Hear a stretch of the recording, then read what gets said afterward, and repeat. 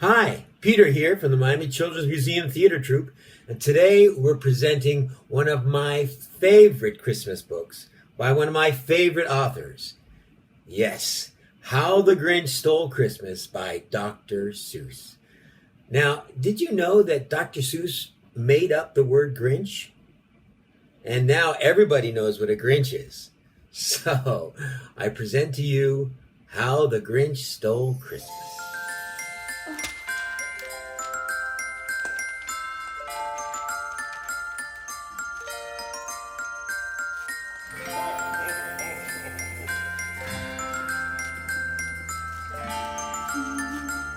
Every who down in Zoomville liked Christmas a lot.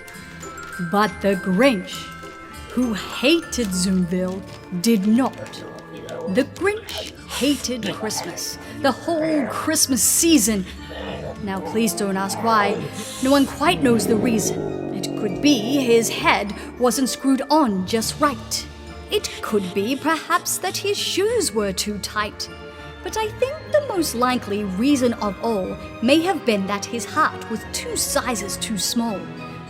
But whatever the reason, his heart or his shoes, he stood there on Christmas hating the Who's. And they're hanging their stockings. He snarled with a sneer. Tomorrow is Christmas. It's practically here.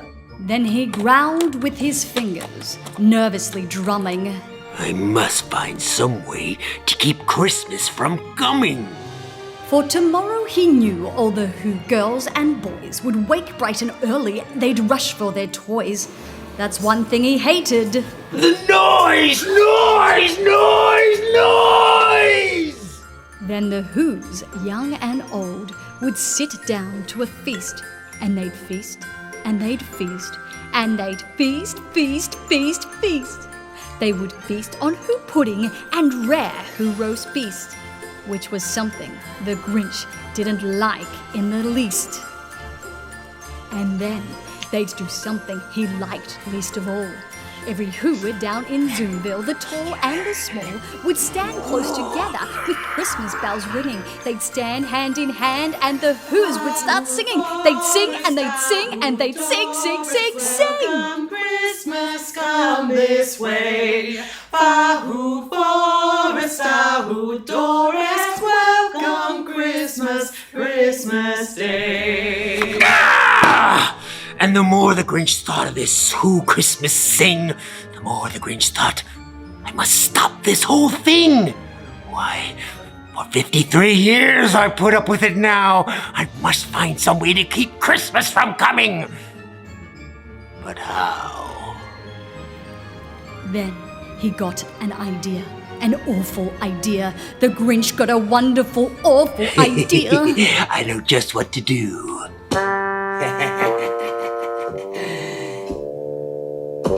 You're a mean one, Mr. Grinch. You really are a heel. You're as cuddly as a cactus, you're as charming as an eel, Mr. Grinch. You're a bad banana with a greasy black peel.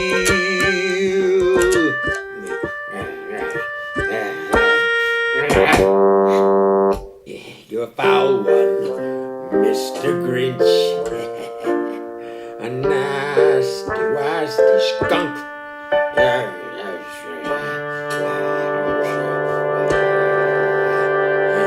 Your heart is full of unwashed socks. Your soul is full of gunk, Mr.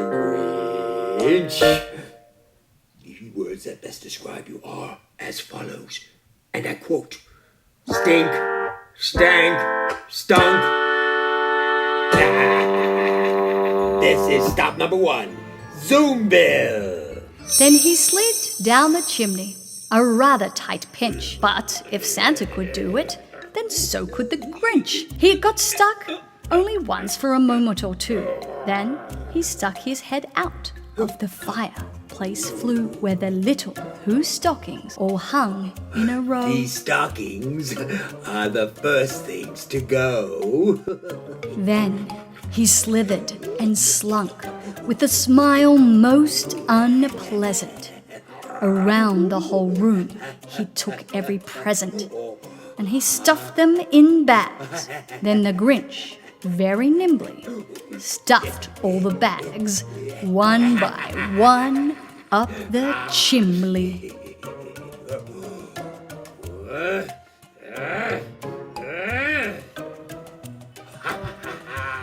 Then he slunk to the kitchen. He took the Who's feast. He took the Who pudding.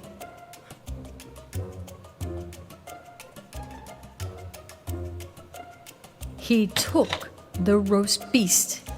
He cleaned out the freezer as quick as a flash. Why, that Grinch even took the last can of Who hash.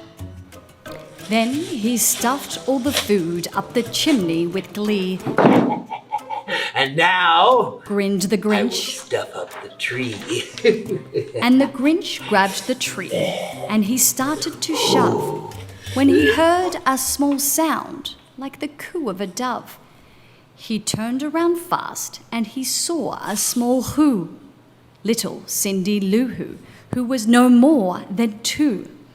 The Grinch had been caught by the tiny Who daughter, who'd got out of bed for a cup of cold water. She stared at the Grinch and said, Sandy Claus, why are you taking our Christmas tree? Why? But you know that old Grinch was so smart and so slick. He thought of a lie, and he thought it up quick. My dear little tot, The fake Santa Claus lied. there's a light on this tree that won't light on one side. So I'm taking it back to my workshop, my dear. I'll fix it up there, then I'll bring it back here. And his fib fooled the child. Then he patted her head, and he got her a drink and sent her to bed. When Cindy Lou Who went to bed with her cup, he went to the chimney and stuffed the tree up. Then the last thing he took was the log for their fire. Then he went up the chimney, himself the old liar. On the walls he left nothing but hooks and some wire, and the one speck of food that he left in the house was a crumb that was even too small for a mouse. Then he did the same thing to the other Who's houses, leaving crumbs much too small for the other Who's mouses. It was dawn, all the Who's still abed. All the Who's still a snooze when he packed up his sled, packed it up with their presents, the ribbons, the wrappings, the tags and the tinsel, the trimmings, the trappings. 3,000 feet up the side of Mount Crumpet, he rode with his load to the tip-top to dump it. Pooh-pooh to the Who! He was grinchiously humming. They're finding out now that no Christmas is coming. They're just waking up now. Do you know what they'll do? Their mouths will hang open a minute or two. Then all the Who's down in Whoville will all cry, boo-hoo! That's a noise that I simply must hear. So he paused, and the Grinch put his hand on his ear, and he did hear a sound rising over the snow. It started in low, then it started to grow, but the sound wasn't sad. Why, the sound sounded merry. It couldn't be so, but it was merry. Very. He stared at the Zoomville. The Grinch popped his eyes, then he shook his head. What he saw was a shocking surprise. Every Who down in Whoville, the tall and the small, is singing without any presents at all. He hadn't stopped Christmas from coming. It came somehow or other. It came just the same. And the Grinch, with his Grinch feet ice cold in the snow, stood puzzling and puzzling. How could it be so? Came without ribbons, came without tags, came without packages, boxes, and bags. And he puzzled 3 hours till his puzzler was sore. Then the Grinch thought of something he hadn't before. Maybe Christmas He thought, doesn't come from a store. Maybe Christmas, perhaps, needs a little bit more. And what happened then? Well, in Zoomville, they say that the Grinch's small heart grew 3 sizes that day. And the minute his heart didn't feel quite so tight, he whizzed with his load through the bright morning light. And he brought back the toys and the food for the feast.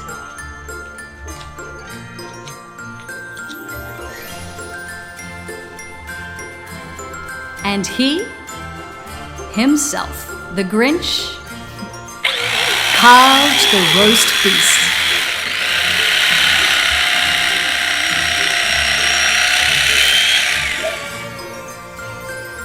Well, I have a confession to make. I mean, I'm a little bit of a Grinch when it comes to Christmas. But there always comes a little moment where that little heart just grows 3 sizes bigger, and I'm filled with the Christmas spirit. So I hope this story did that for you. Till next time.